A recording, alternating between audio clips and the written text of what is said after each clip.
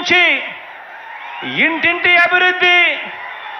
ఇంటింటి అభివృద్ధిని పేదవాడి భవిష్యత్తును కాపాడేందుకు మీరంతా కూడా సిద్ధమేనా అని అడుగుతా ఉన్నాను.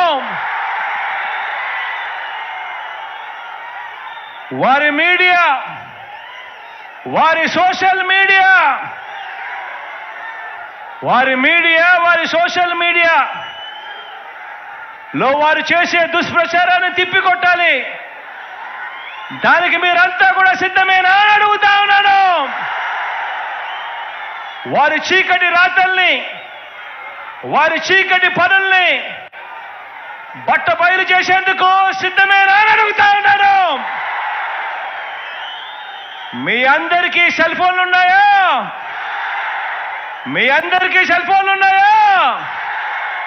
ఆ సెల్ ఫోన్లు ఒక్కసారి బయటకు తీయండి.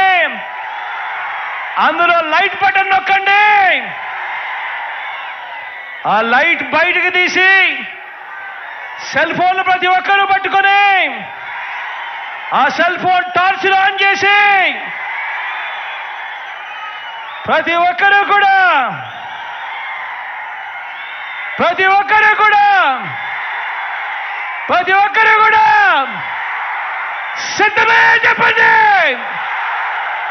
సిద్ధమే చెప్పండి.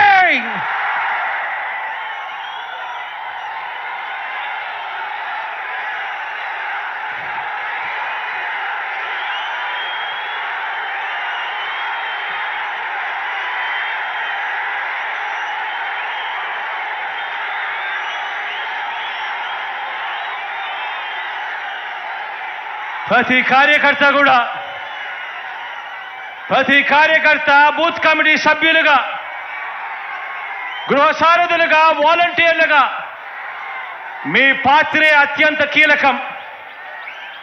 సమర బేరి మోగిద్దాం, సమర నాదం వినిపిద్దాం. మరో గొప్ప చారిత్రాత్మక విజయానికి మరో అడుగు వేయడానికి అందరం కూడా సిద్ధమని అడుగుతా ఉన్నాను. ఈరోజు నేను మీ అందరితో కూడా ఒకటే చెప్తా ఉన్నాను. ఈ జరగబోయే ఎన్నికలు అత్యంత కీలకమైన ఎన్నికలు. ఈ ఎన్నికలు అయిపోయిన తర్వాత చంద్రబాబు నాయుడు గారి వయసు ఇప్పటికే 75. ఈ ఎన్నికలు అయిపోయిన తర్వాత చంద్రబాబు నాయుడు గారి వయసు 80కి పోతుంది. ఈ ఎన్నికలు అయిపోయిన తర్వాత ఇక తెలుగుదేశం పార్టీ రూపురేఖలు కూడా ఎక్కడ కనిపించవు. ఈ ఎన్నికలు అందుకనే చాలా కీలకం. ఈ ఎన్నికల్లో అందుకే వాళ్ళంతా కూడా, పెత్తందారులంతా కూడా ఏకమవుతా ఉన్నారు. అందుకే వాళ్ళంతా కూడా తోడేళ్లుగా అందరూ కూడా ఏకమవుతా ఉన్నారు. మనం యుద్ధం చేస్తా ఉన్నది ఒక చంద్రబాబు నాయుడు గారు ఒక్కరితో మాత్రమే కాదు. ఒక ఈనాడుతో యుద్ధం చేస్తా ఉన్నాం, ఒక ఆంధ్రజ్యోతితో యుద్ధం చేస్తా ఉన్నాం, ఒక TV5తో యుద్ధం చేస్తా ఉన్నాం. వీరందరికీ తోడు ఒక దత్తపుత్రుడితో కూడా యుద్ధం చేస్తా ఉన్నాం. ఇంతమంది తోడేళ్ళు ఏకమవుతా ఉన్నారు.